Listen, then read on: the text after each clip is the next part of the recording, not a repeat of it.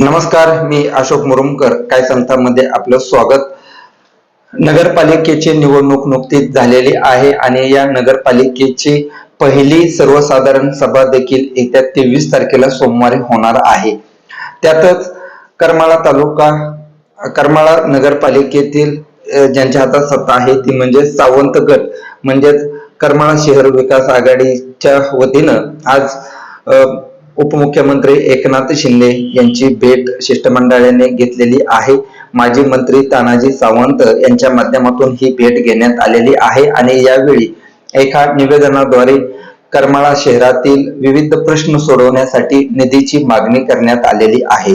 या भेटीवेळी सावंत गटाचे प्रमुख सुनील सावंत, मराठा राज्य समन्वयक महेश डोंगरे, नगरसेवक संजय सावंत, नगरसेवक रवी जाधव, दादासाहेब इंदलकर, अमोल परदेशी, विनोद महानोर आदी यावेळी उपस्थित होते.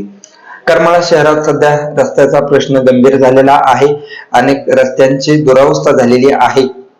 यामुळे या रस्त्यांची दुरुस्ती होणं आवश्यक आहे आणि त्यासाठी निधी मिळावा अशी मागणी यावेळी करण्यात आलेली आहे. यासाठी एक निवेदन देखील देण्यात आलेलं आहे.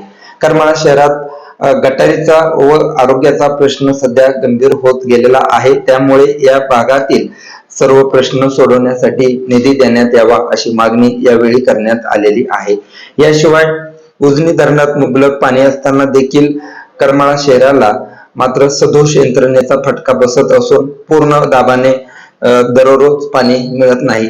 त्यामुळे देखील ही यंत्रणेत सुधारणा करण्यासाठी नगरोत्थान योजनेमध्ये या योजनेस मंजुरीसाठी निधी मिळावा अशी देखील मागणी यावेळी करण्यात आलेली आहे.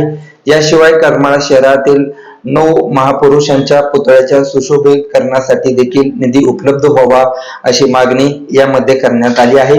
स्वच्छतेबाबतही अनेक प्रश्न असून ते प्रश्न सोडवण्यासाठी देखील निधी देण्यात यावा. आरोग्याचा विषय महत्त्वाचा असल्याने त्यासाठी देखील निधी उपलब्ध व्हावा अशी मागणी निवेदनाद्वारे करण्यात आलेली आहे. या मागणीमुळं मुख्यमंत्री उपमुख्यमंत्री एकनाथ शिंदे यांच्याकडून निधी मिळेल अशी देखील अपेक्षा करमाळकरांना आहे. धन्यवाद.